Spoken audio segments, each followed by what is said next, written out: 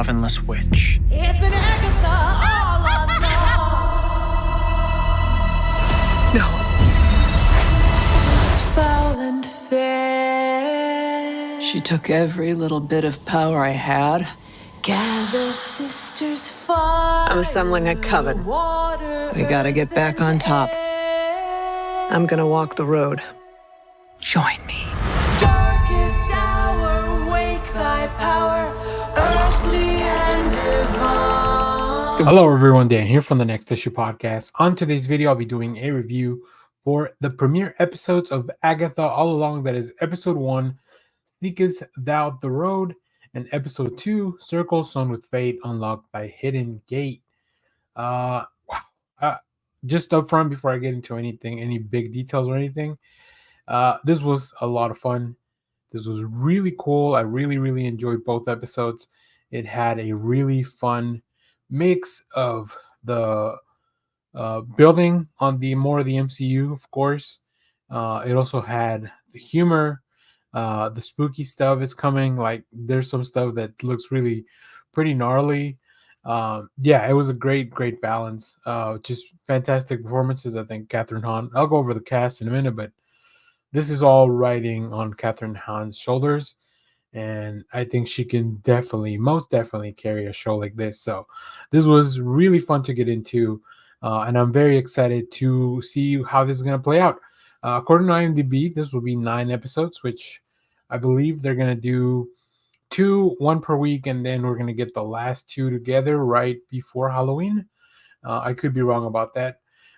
Just a quick, I'm going to get into some of the cast, so if you find that spoilery enough, stay at your own risk here, but I will be going into spoilers in a little bit. Nothing too deep. I also have a quick theory about something. We'll get into all those details. So the show stars Catherine Hahn returning as Agatha Harkness. We also have Joe Locke as a teen. I have a big theory about, not so much about who he is, but also about what his role in the show is going to be. We have Sashir Sameda as Jennifer Kale, who is the Potions Witch. We have Aubrey Plaza as Rio Vidal, who is maybe the Green Witch. We don't really know her role, really. As of the first 2 episodes, we have Ali An as Alice Wu Galib as the Protection Witch, and Patty Pone as Lila Caldero as the Divination Witch. We also have a great performance by Deborah Jo Rupp. You may know her from That 70s Show. She is the neighbor, Mrs. Hart, but I forgot her real name. Mrs. Hart is the name that she was given when she was when everybody was under the spell in Westview from Wanda. So we do find out the show picks up 3 years after the events of WandaVision. And if you're looking to fill in the gaps, I would recommend, of course, check out WandaVision. And if you have the time, check out Multiverse of Madness. I think those 2 things will really just kind of fill you in on everything you need to know going into this show. Let me go over some of the points here, because I'm kind of, my notes are not all over the place, but they're definitely, I didn't take full detail of every little thing that happened. I don't think that's helpful for me to talk about in that way. So I do love, we start with the true crime type of story, right? We saw that in the trailer. We have a detective scene. There's a body that's found. All the points really, everything points to, all the signs point to Wanda being that body. But of course, we know that this is the spell that Wanda left Agatha under. But after the events of Multiverse of Madness and the destruction of the Darkhold, it seems like this spell has been corrupted, and it's now there's something weird. There's something else going on, right? So Agatha's kind of trapped in this weird thing that kind of changes around. This time around, we pick up with a true crime type of episode. Definitely all the tropes from shows like True Detective and stuff like that. Even the opening is the Ballad of the Witch's Road song, but it's like a true crime version of it. I don't know if we'll get a different version every time now that we are kind of out of the spell. But it did say, even the caption mentioned, like, this is the true crime version of the Ballad Witches Road. So it still picks up on that theme from WandaVision of like, this is a play on a genre of a TV show. In this case, being like a true crime type of show, which Catherine Hand does, like, she's doing all the like over the top performance when it comes to all the tropes of a lead. Like if you saw, True Detective, Night Country, or something like that, like you would see like those characters. She was playing a character like that, a detective from there, but like way over the top. All the tropes were like just hitting a big checklist, which I thought was really fun. Um, we do see that Aubrey Plaza's character, Rio, keeps popping in and out. There's definitely some backstory between these two characters. There's some tension there. Obviously, because these are witches, they are probably really, they can be really old, right? So we don't know how long they've known each other. We also finally see that the teen, who's Joe Locke plays this character, just named Teen for now. Um, we don't know much about his backstory. We don't know who he's supposed to be. We don't know anything about the details. But yeah, he does a really great job as kind of like being this a fan of the witches or witchcraft. He just wants to meet a real witch, and he wants to go on the witches road for some reason. So I'll talk about that at the end of the video. We also have, like I mentioned, just a really cool montage of Agatha waking up, right? There were signs all along throughout the episode before we get to that point that she was kind of like the spell was being released little by little, especially because Wanda's not around anymore. So yeah, either with the help of the teen or Aubrey Plaza or a combination of the two, she's able to come out of the spell. uh and it's really funny, and this is kind of where the comedic stuff comes in, because she comes out and she's naked. She goes outside and we see some of the neighbors that we had met during WandaVision, but in their real person, like, right, this, there were real people before they were trapped in Westview, and now that they're back, they're kind of just putting up with the character of Agatha. We do see a bare butt on Disney Plus. Like we see Catherine Hahn's bare butt on Disney Plus, which I don't know many shows that that feels more like a Hulu thing. This is where we also find out that it's been 3 years, and now the Salem Seven are coming for Agatha. Now that she's out, now that they've been able to find her, because Rio also found her. So it'll be interesting to see how that plays out, what threat they bring. And that's kind of where the first episode ends. They do play Season of the Witch as part of the closing credits, which I think that's probably a one-time thing, because now that they have revealed the ballad of um, the ballad of the Witch's Road, I think that's going to be the closing song going forward. So we are on to episode 2. So first of all, Agatha's kind of now she realizes she has to recruit a coven to go on the witch's road, and that's what this whole episode is about, putting a team together. So we don't really see any of the people I mentioned other than Aubrey Plaza and Joe Locke. We don't see them in the first episode. um, I do love in her house, either herself or somebody set up a fake little car setup, because this whole time that she's been under the spell, she's been under that delusion that she's really driving and going to all these places and talking to all these people and doing all the detective stuff or whatever.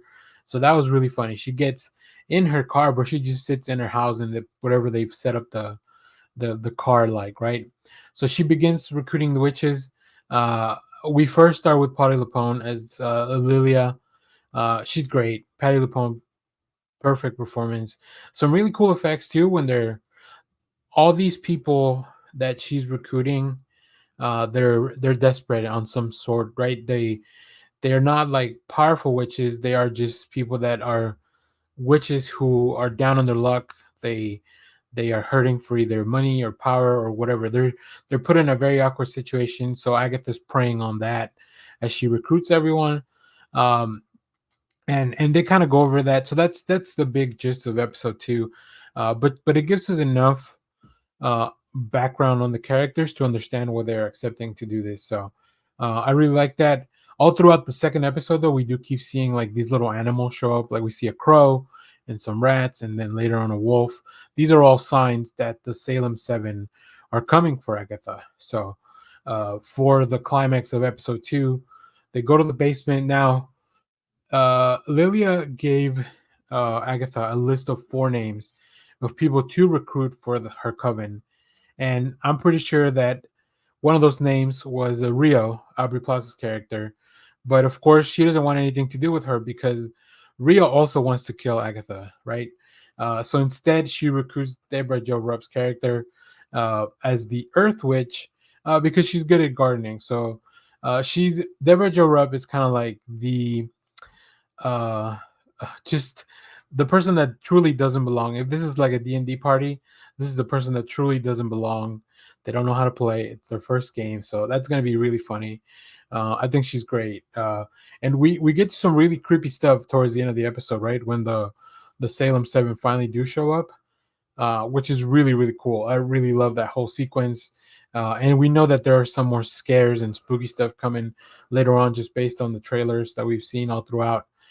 So we end up with the characters on the Witch's Road very reluctantly. We did learn something very interesting, that in order for Agatha to steal a witch's power, she has to have been attacked by that witch before.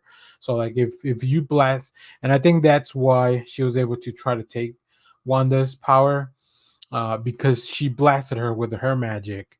So Agatha now has the ability to steal her magic.